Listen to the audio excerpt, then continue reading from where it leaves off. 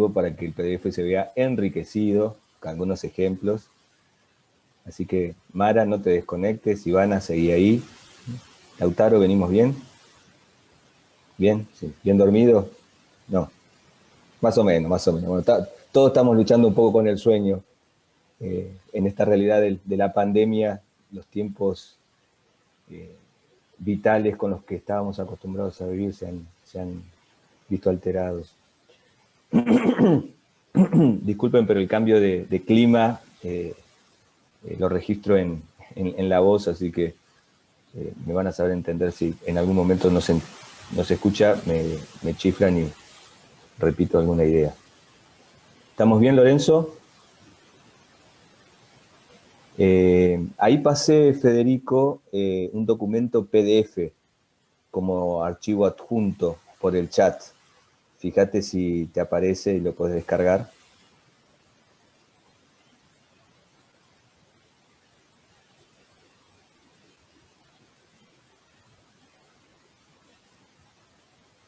Así es, Mara, el proceso de la etapa de crisis, no me parece, profe, no me parece. Ahí Nicolás lo volvió a compartir, a ver si les aparece. Fíjense de nuevo que Nicolás lo volvió a compartir.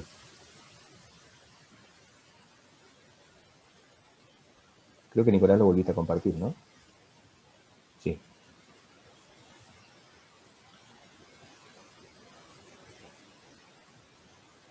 Bien, ahí alguien sugirió el grupo de WhatsApp. Si ustedes...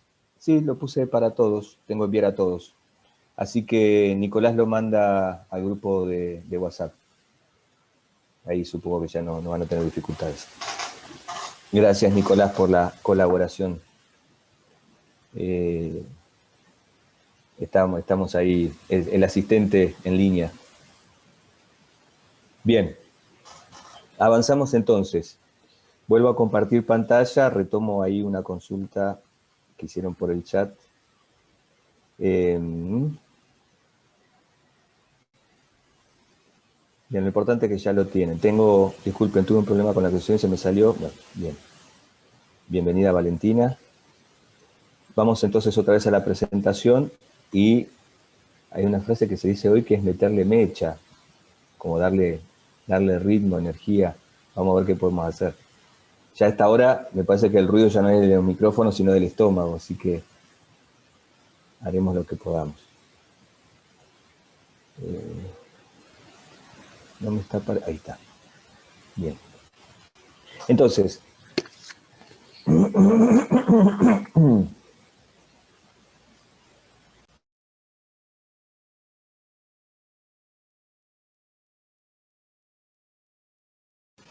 retomamos entonces la reseña histórica en 4 etapas para ver dónde estamos parados.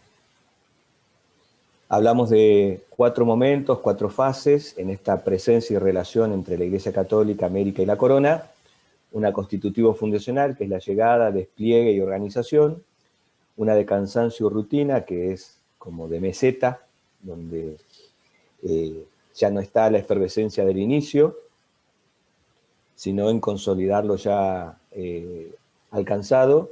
Y como preguntaba una de ustedes, una etapa de grandes crisis que coincide con las fisuras, las grietas que comienzan a verse dentro del sistema virreinal establecido por la corona española en estas tierras, a partir de el cansancio por parte de los criollos respecto a la opresión del sistema borbónico y del patronato regio, como de las doctrinas que varias órdenes religiosas, entre ellos los jesuitas, comienzan a promover, junto con acciones que claramente marcaban una suerte de desobediencia respecto a la autoridad de la corona española en estas tierras, especialmente en la gestión de la vida de la Iglesia.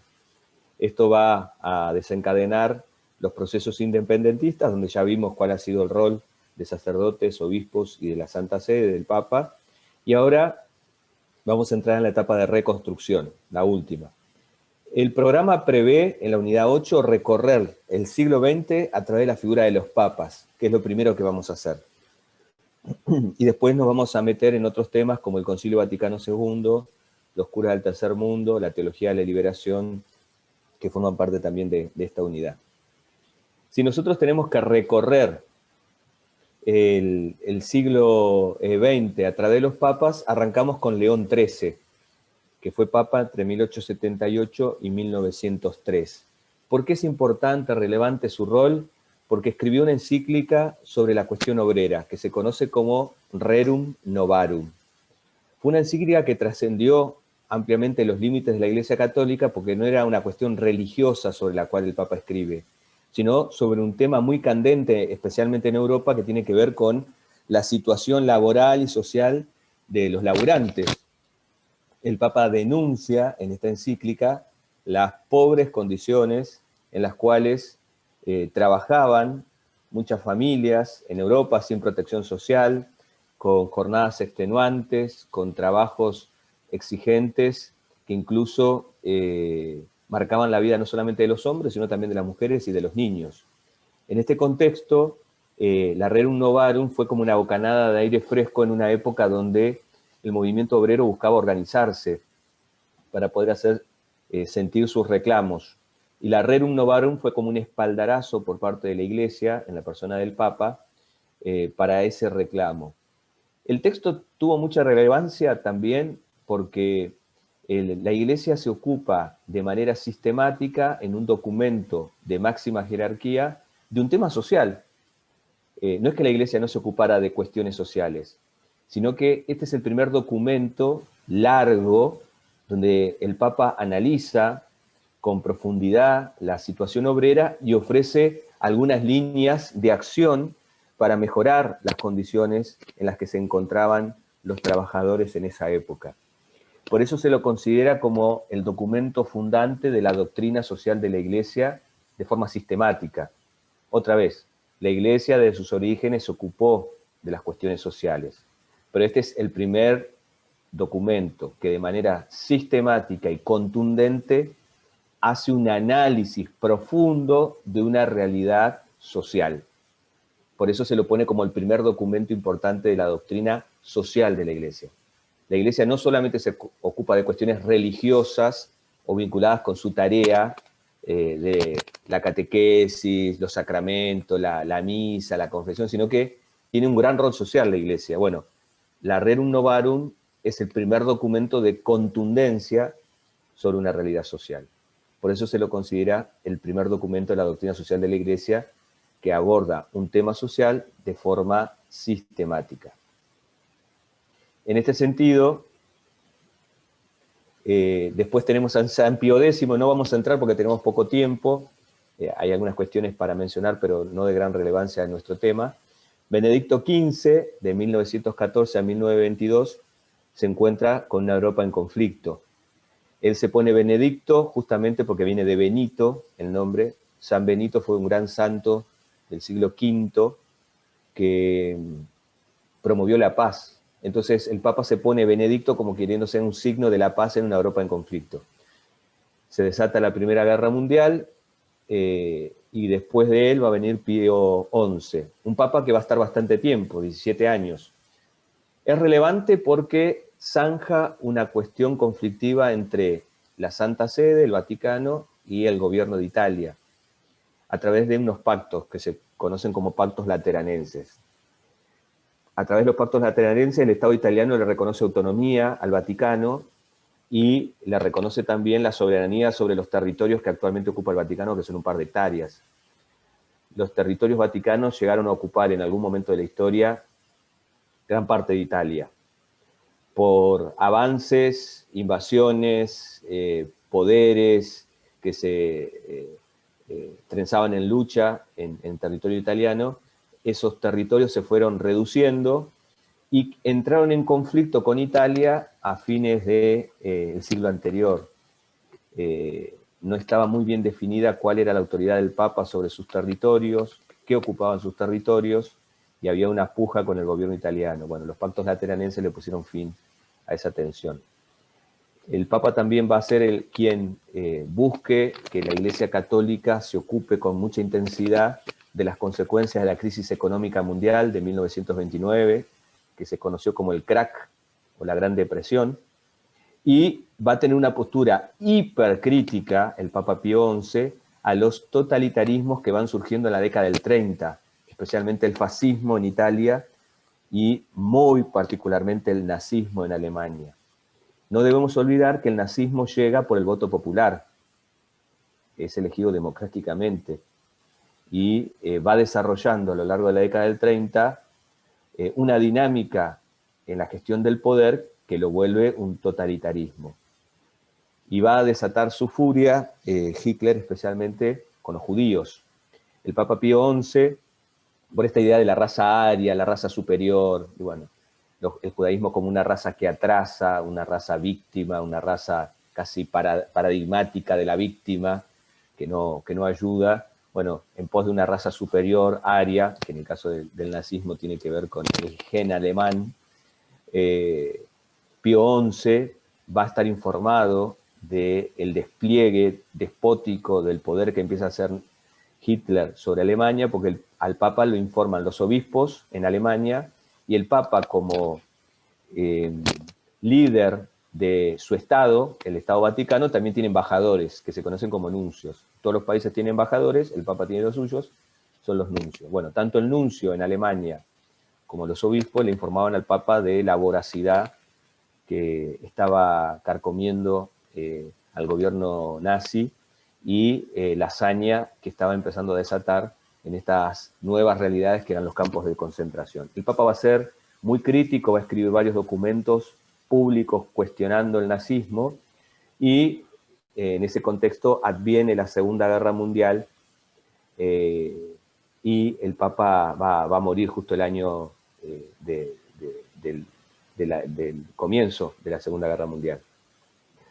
Un tema muy importante en Pío XI, que tiene gran trascendencia universal y especialmente para la Argentina, es el de la justicia social.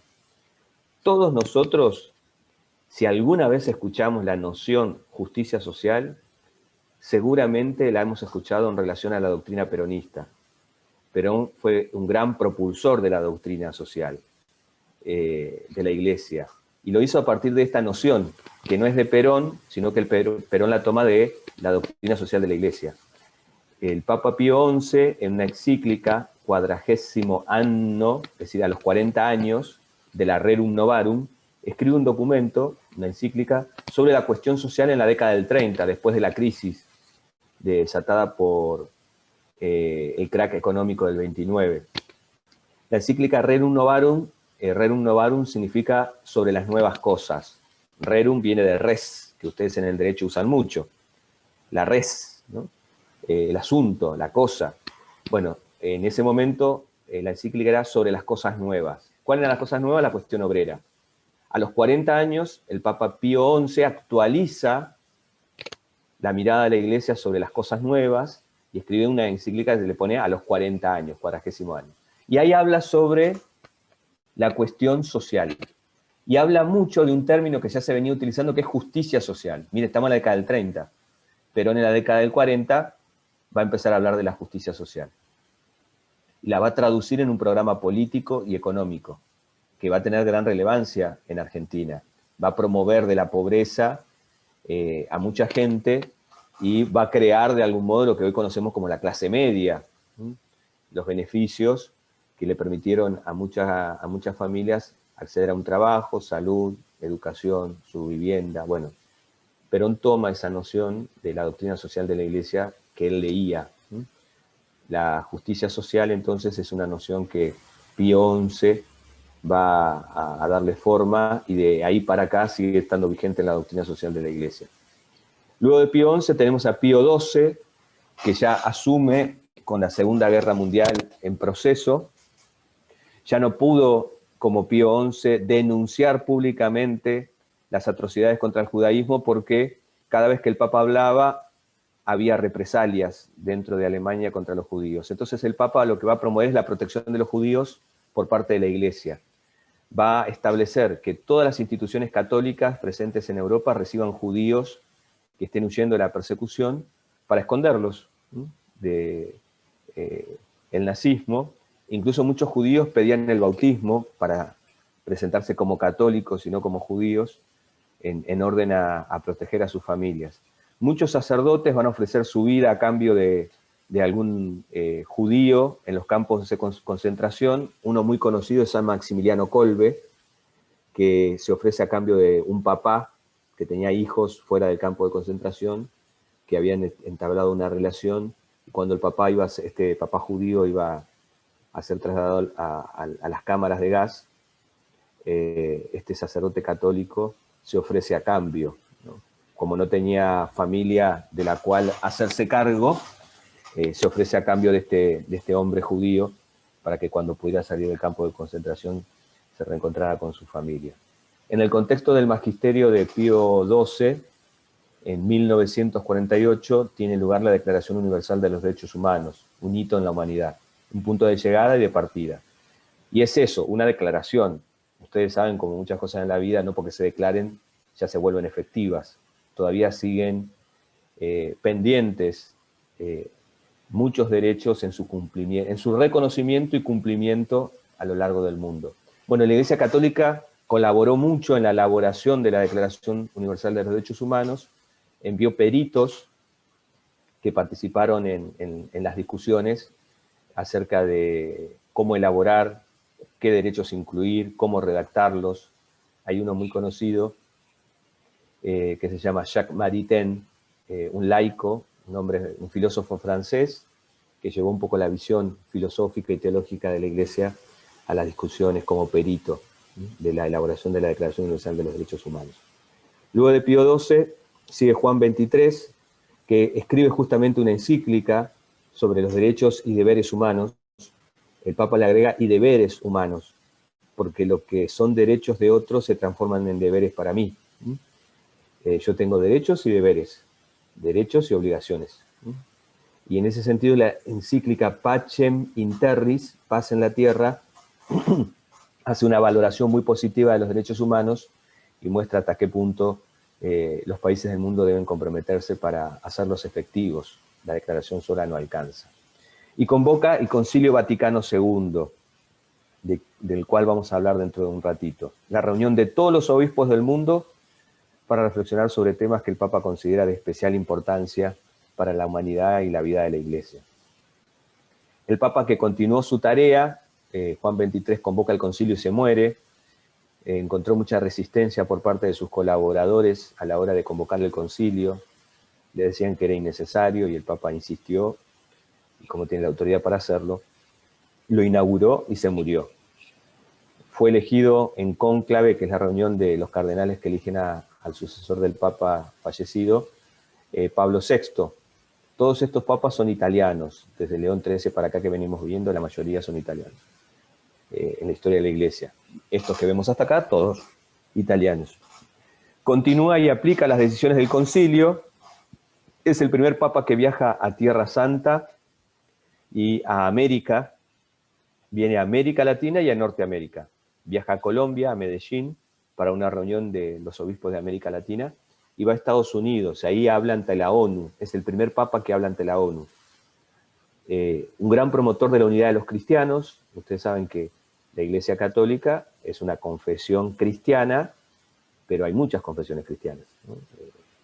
Entonces, él fue un gran promotor de que los cristianos tendamos y buscamos la unidad en aquello que es importante y esencial. Escribió varias encíclicas, muchas sociales, y una muy importante en la década del 60 es la Populorum Progressio, porque habla del progreso de los pueblos. Eso significa Populorum Progressio. ¿Por qué es muy importante esta encíclica en la década del 60? Porque el Papa va a decir que no va a haber progreso real de los países pobres si el progreso no es integral.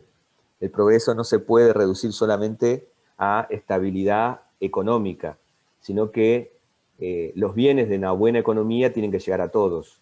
Ustedes saben que el neoliberalismo insiste mucho con la teoría del derrame, que alcanza solo con la producción de riqueza. Entonces, cuanto más riqueza se produce, esa riqueza se acumula en la cúpula, en la punta de quienes tienen más poder y dinero acumulado, y se derrama. La sola producción de riqueza lleva a la teoría del derrame. que eso llegue a todos, que a todos los va a terminar beneficiando. Bueno, el Papa va a insistir acá que en realidad para que haya real progreso no alcanza solo con producir riqueza, sino que hay que garantizar medidas que permitan una justa distribución, una distribución equitativa de los bienes. Porque si no, a mayor riqueza, a veces hay solo mayor concentración y mayor pobreza.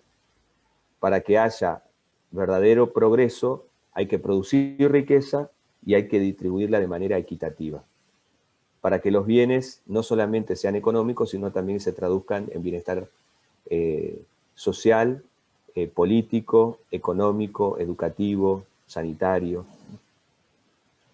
Luego viene, después de Pablo VI, Juan Pablo I, que solo permanece 30 días como papa, porque se muere, y es elegido Juan Pablo II. Es uno de los papas que menos duró, 30 días, todavía no sabía dónde estaban las llaves de luz y pum, un infarto y chao. No alcanzó a ubicarse, se conoce su gran sonrisa, su deseo de cambio, pero no mucho más. Y Juan Pablo II es uno de los papas que más tiempo estuvo al frente de la Iglesia, miren, desde 1978 hasta 2005, es el primer papa no italiano en siglos y uno de los que más ha marcado la vida de la Iglesia. Era un joven actor, deportista, trabajaba en minas en Polonia, fue filósofo, teólogo, sacerdote y obispo. Experimentó en carne propia la guerra, los efectos difíciles del comunismo en Polonia, y contribuyó con la caída del muro de Berlín, con sus gestiones como papa. Es el que más viajó en toda la historia de la Iglesia, casi 200 viajes alrededor del mundo, 3 veces recorrió la Tierra.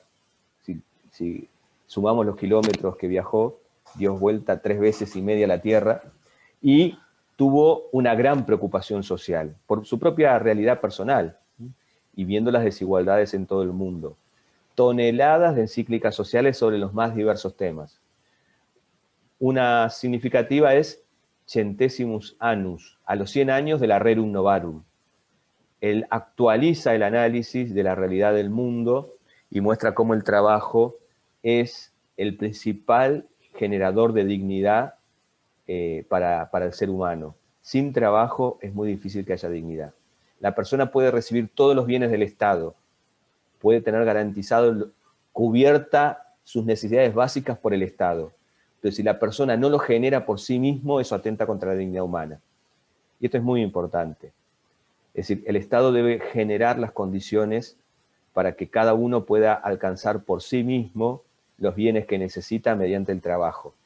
Y en los casos necesarios, como en los momentos de crisis, subsidiar. De ahí viene la idea de subsidio por parte del Estado. El subsidio siempre tiene que ser limitado. El Estado tiene que subsidiar, mientras tanto no estén dadas todavía las condiciones para que cada uno alcance su propio bienestar. Pero no puede hacer del subsidio la única manera de que cada uno alcance su bienestar, porque si no el remedio se termina transformando en parte del problema y no de la solución. Toda medicación, por más buena que sea, tiene efectos colaterales. Si se usa más de la cuenta, tiene efectos colaterales. Entonces, solo hay que tolerar efectos colaterales en las medidas que no podamos restablecer las condiciones para que la persona pueda desenvolverse por sí misma. Bueno, el Papa en esto puso mucho énfasis en el valor del trabajo. Y su pontificado fue muy importante para la Argentina porque intervino en la mediación con Chile por el canal de Beagle. Ambos países estaban a punto de una guerra, porque no se ponían de acuerdo con una cuestión de límites, y ambos países le pidieron la mediación al Papa. El Papa tiene como rol a veces, en muchos lugares del mundo, el de ser de mediador, como una persona neutra a ambos países. El Papa también tuvo un gesto muy importante porque en medio del conflicto con Inglaterra por las Islas de Malvinas, cuando se declara públicamente la guerra entre ambos países, el Papa ya tenía en agenda una visita a Inglaterra. Y como su visita a Inglaterra, después que Inglaterra ya había declarado la guerra a Argentina, se podía tomar como una adhesión del Papa a Inglaterra, el Papa decide venir a la Argentina. Y viene un par de horas, y en ambos países dice lo mismo. Con la guerra nadie gana, sino que todos pierden. queriendo mostrar que no estaba a favor de ninguno, sino de la paz. Ese contexto después posibilitó que la Argentina estuviera decidida a convocarlo para resolver el conflicto limítrofe con Chile. Por eso el Papa visitó 2 veces nuestro país. Podríamos decir muchas cosas más, pero no tenemos tiempo. Benedicto XVI, un gran colaborador del Papa Juan Pablo II. Las ironías de estas cuestiones hace que el Papa, siendo polaco, fue sucedido por un alemán, el Papa Benedicto, que colaboró con él durante casi todo su pontificado y desarrolló una obra muy importante respecto a una Europa que está viendo cómo surgen nuevos nacionalismos que atentan con dividirla. El Papa Benedicto trabajó mucho respecto a que Europa reconozca sus orígenes, especialmente cristianos, y busque lo que tiene en común frente a estos movimientos nacionalistas cada vez más críticos e incluso violentos a nivel ideológico y a veces también armado respecto a la unidad europea. Bueno, hoy nosotros vemos que hay varios focos de tensión dentro de la Unión Europea que están amenazando con dividirla, con fracturarla, ¿no? A veces, con justa razón, hay reclamos, pues la Unión Europea, en lo que tiene de unión, no contempla la diversidad y las características particulares de algunas culturas y naciones. Y finalmente el Papa Francisco, desde el 2013 hasta hoy, el primer Papa americano y argentino, que hoy lo constituyen, desde su mirada y magisterio, como un líder moral universal un poco incómodo. Nadie deja de reconocer el liderazgo que tiene, pero molesta un poco su mirada, que busca cuestionar el sistema económico actual en lo que tiene de excluyente. Entonces el Papa, a nivel religioso, cultural, político, económico, social, 2x3 se reúne con líderes que lo buscan para escucharlo, y es una voz muy oída, justamente por un país más, no solamente en Argentina, sino por una humanidad más unida. Por eso tiene 2 textos que son muy importantes y ustedes los pueden encontrar en internet. Laudato Si, sobre la crisis medioambiental que vivimos. El país y el mundo están en crisis medioambiental, y él muestra cómo la ecología no es una cuestión solamente de salvar a las ballenas y a los bosques, sino que es salvar a la humanidad. Hoy nosotros acá, en el Gran Buenos Aires, tenemos en torno al riachuelo cientos de miles de familias que viven sobre rellenos sanitarios, que tienen, entre otras cosas, niveles de plomo 10 veces superior a lo tolerable por el organismo. Y eso es una emergencia medioambiental.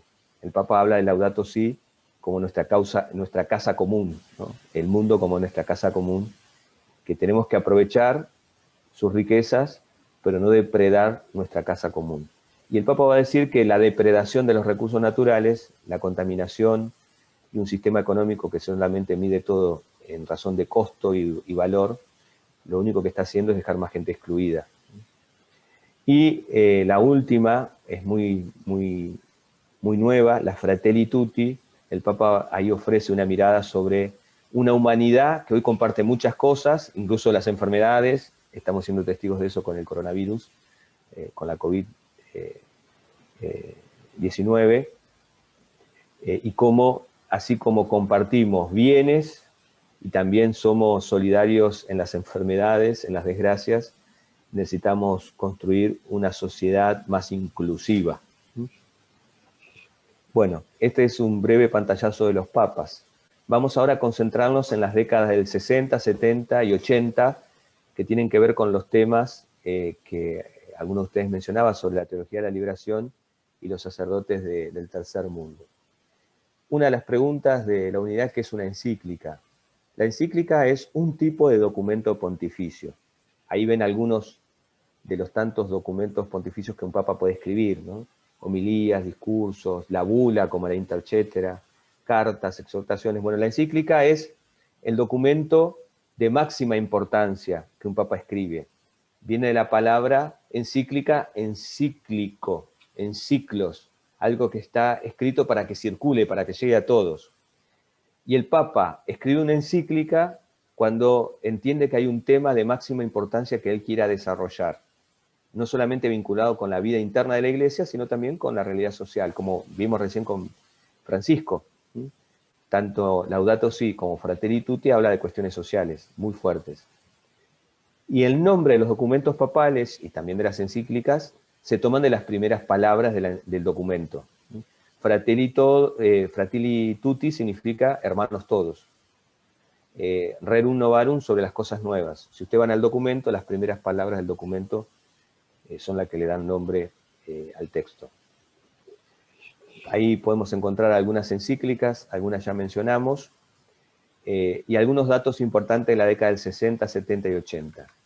¿Cómo llega el Concilio Vaticano II a América? A través de reuniones de los obispos de América Latina, que se van a dar en distintas ciudades a lo largo del tiempo. En la década del 60 fue Medellín, a donde vino el Papa Pablo VI, en 1968, Colombia. Después siguió Puebla, Santo Domingo, Río de Janeiro, fue la primera y Aparecida la última. ¿Qué hacen los obispos? Analizan la realidad social y plantean cómo va a ser la tarea de la Iglesia Católica en ese contexto, en ese momento histórico. ¿Cuál es el contexto histórico entre la década del 60 y el 80? La Guerra Fría, después de la Segunda Guerra Mundial. Tensiones políticas, sociales, una creciente militarización entre Occidente y Europa, también una creciente militarización de los gobiernos en América Latina, la crisis cubana, ahí tenemos otro micrófono encendido.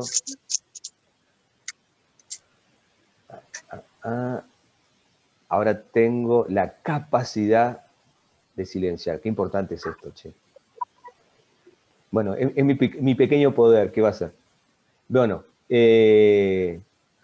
la crisis cubana, la carrera armamentística y espacial de la década del 60, 70, las desigualdades que aumentan entre norte y sur, aparecen las villas, las favelas en los grandes conglomerados urbanos, la idea de progreso ideal se va haciendo trizas, porque lo económico solo no alcanza, se debilitan las democracias porque no dan soluciones y aparecen ideas más duras, las doctrinas de seguridad nacional, ¿no?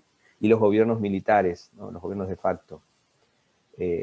Y ahí la presencia creciente de las iglesias en los barrios más pobres en toda América Latina. En esa presencia de la iglesia en los barrios más pobres va a aparecer el movimiento de sacerdotes para el tercer mundo, que va a ser un antecedente de la teología de la liberación. Arranca en la década del 60, en este contexto de mucho empobrecimiento, y quiere asumir el desafío que planteó el Concilio Vaticano II, de que la iglesia esté ahí donde hace falta, donde es necesario estar para hacer valer los derechos de los que no tienen voz. Entonces, ¿cuál es el acento de este movimiento? La participación política y social. Y hubo muchas expresiones de este movimiento en distintos lugares de América Latina. La dignidad de los pobres estaba en el centro de la preocupación de todos los sacerdotes de este movimiento, pero había como tres grandes grupos identificados.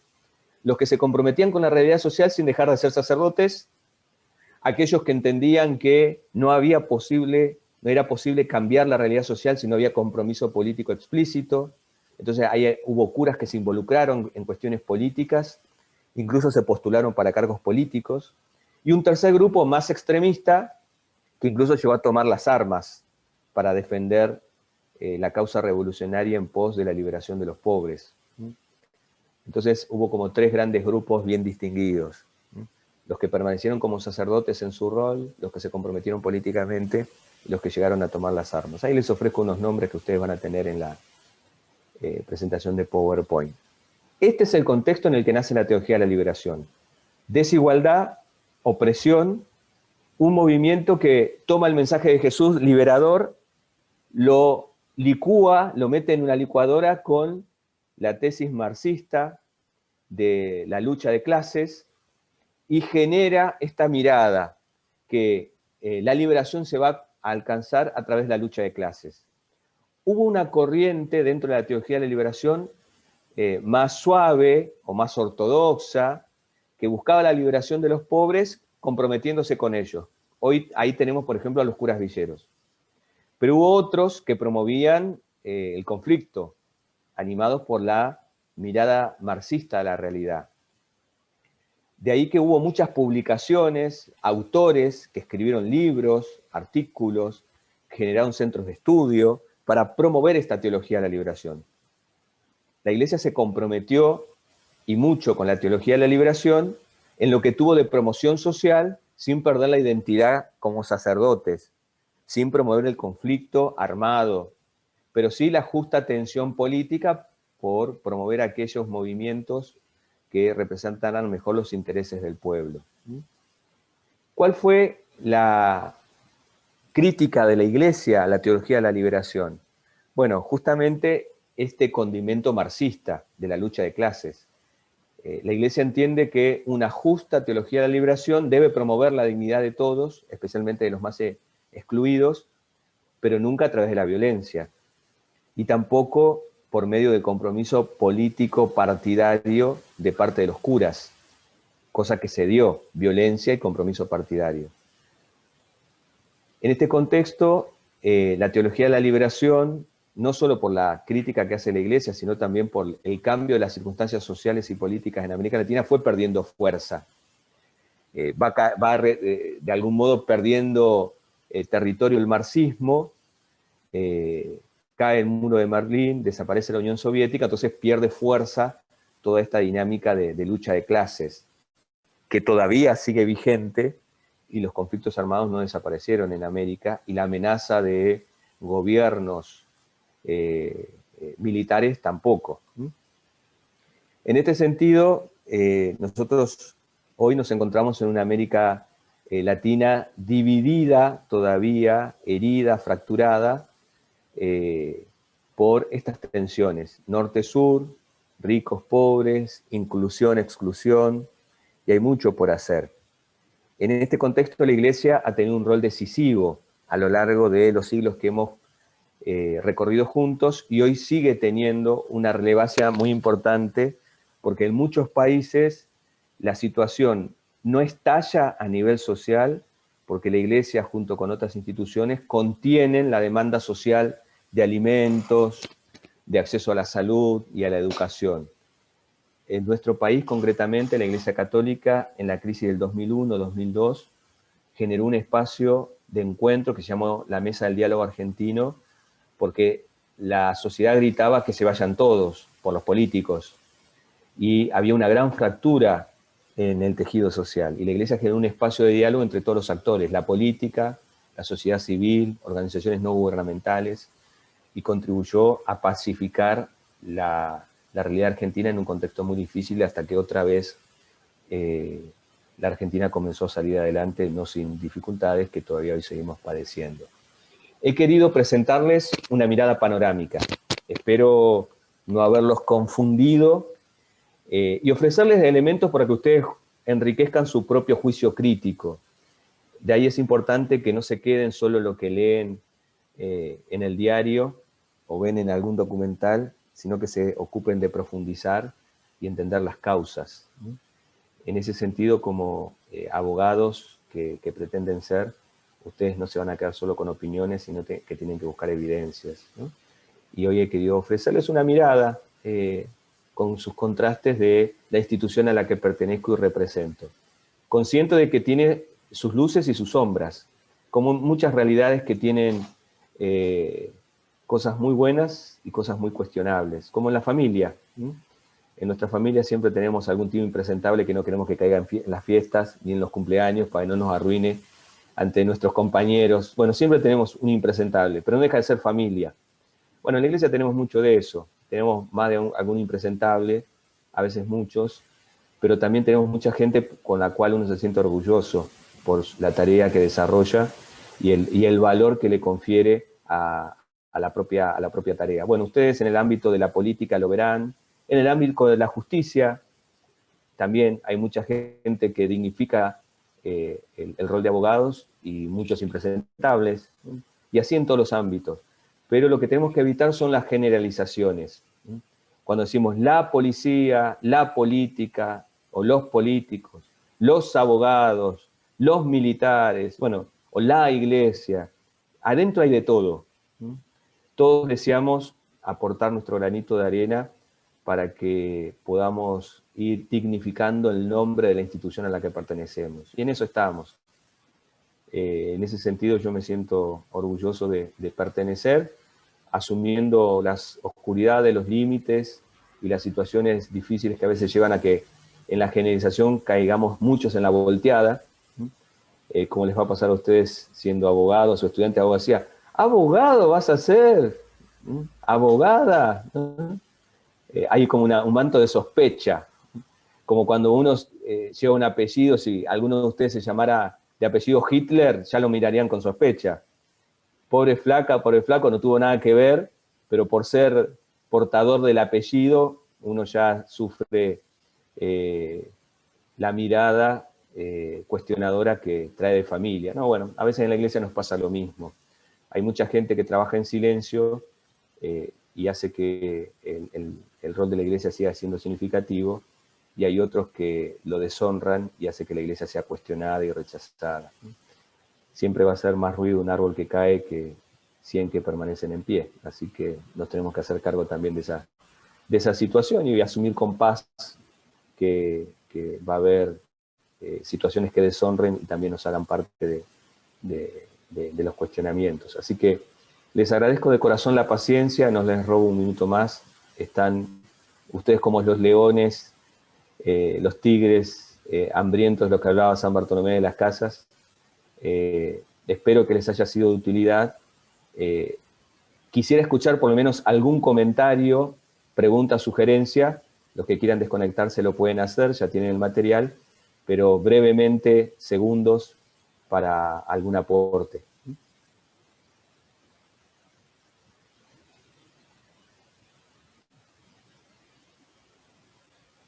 A mí me quedó una duda del año de creación de los jesuitas. Se crearon en 1534 y en 1540 fueron aprobados, ¿no?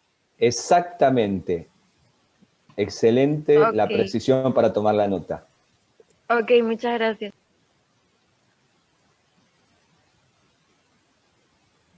Como ven, ahora que mencionan esos jesuitas, hay paralelos entre los jesuitas y lo que decíamos respecto a los sacerdotes, especialmente de la década del 60, 70 y 80 y actualmente, involucrados más con la dignidad de los excluidos, de los descartados del mundo.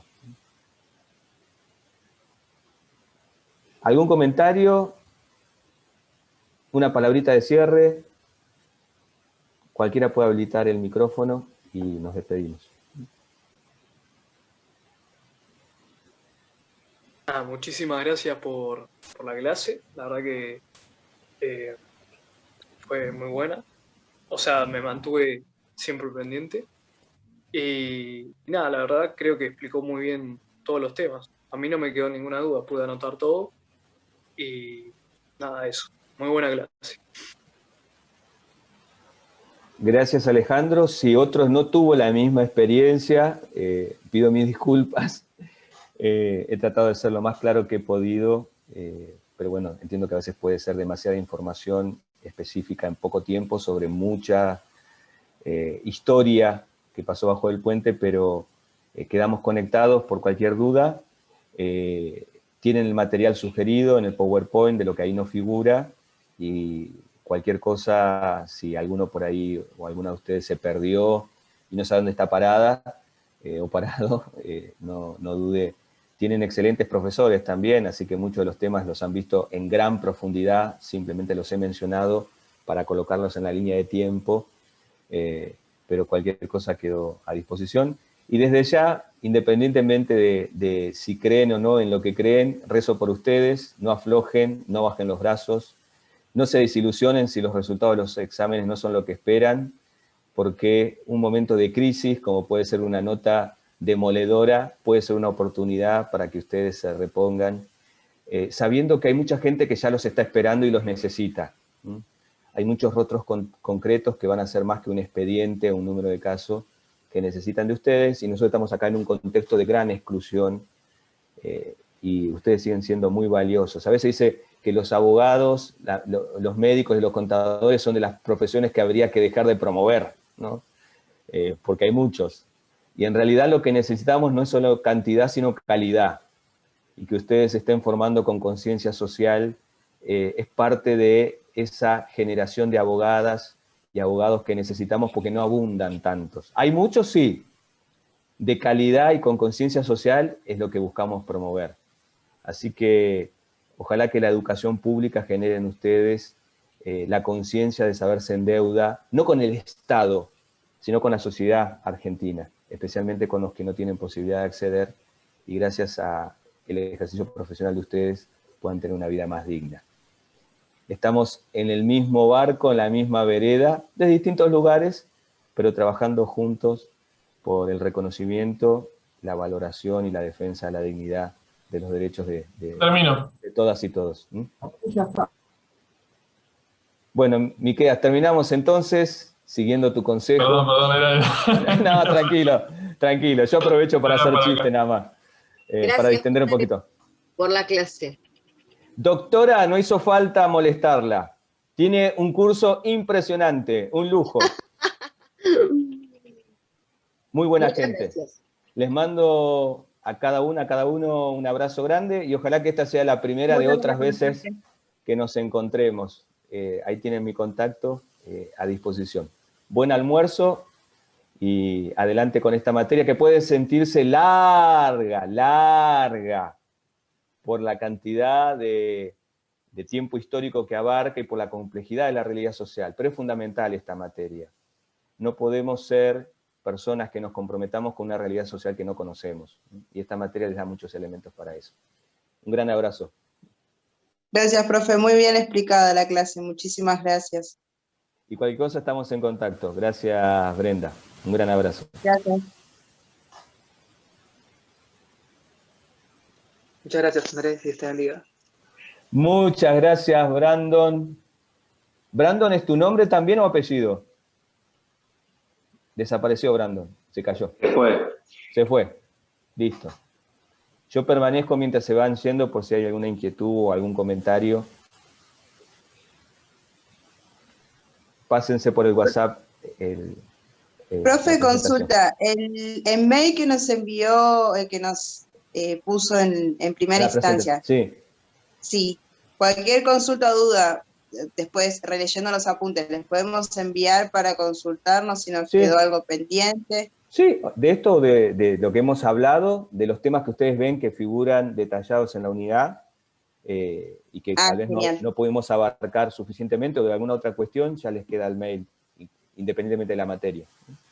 Muchísimas gracias, profe, muy amable. Gracias, Brenda, por tus palabras. Gran abrazo. Gracias. Rubén Villalba, ¿cómo estamos? Te veo ahí mirando con atención. Bien, padre, iba a decir lo mismo, pero bueno, justo habló la compañera. La verdad, muy buena clase y esperemos salir de toda esta situación, ¿no?, actual que estamos. Es lo más complicado que tenemos ahora. Sí, sí.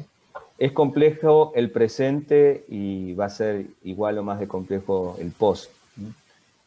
Cuando salgamos de esta situación y miremos la realidad en la que habremos quedado, ¿no?, independientemente de que sigamos conviviendo con el virus. Pero bueno, hay mucho por hacer, así que a no aflojar. Felicitaciones por el esfuerzo que le están metiendo de estudiar, trabajar, sostener la familia. A veces uno labura, la familia viene, faltó una clase, estuvo conectado, no pudo, parece que está medio en el aire, pero no aflojen. Así que, Dayana, metele ficha nomás, ¿eh?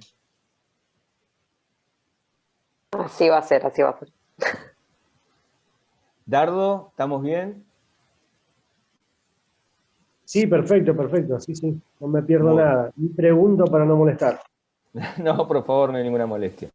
Bien, no los quiero retener, así que pueden ir saliendo tranquilos. Si se quedan hablando con la profesora, eso con la idea con mía es hacer algunas consultas a la profesora. Muy bien. Pero ahí esto está. no es mi clase. Doctora cayó en la trampa. No, esto no es mi clase, no corresponde. ¿Le quedaron, me parece, consultas de otra clase? Y esta materia es muy larga. Y sí. Muy Yo en larga. eso también los compadezco porque sé del desafío que supone, pero tienen un equipo de profesores que está disponible, así que en eso no se vean desahuciados. Además, a mí ellos saben que me tienen a tiro por otros canales también, donde me pueden ubicar todos los días, a cualquier hora. Entonces, Bueno, tienen esa ventaja que ayuda mucho, ¿no? Mire, la extrañamos hoy, profe, dice Irina. Lo dice y no da la cara, para que yo no diga nada. No voy a decir nada de Irina. no, pero yo sé quién es. Acá estoy. No, tranquila, un chiste nada más. Pero, doctora, la quieren, ¿vio? Al punto que se animan a preguntarle cosas por fuera de su clase. No, sí, igual Sí, son todas cosas relacionadas sí. con la materia, pero Sí, no hay sí. horario, ¿no? Me escriben a las 10, 11, 12 de la noche, de día, de mañana, de tarde, pero saben que pueden ubicarme por otros lugares. Canales, sí. Claro, hay otros canales que pueden usar que para no tener que esperar hasta el miércoles que me ven adentro del aula de vuelta. Irina, espero que recurses, habiendo aprobado la materia, ¿no? A eso te referís. Volverías a cursarla, pero de gusto.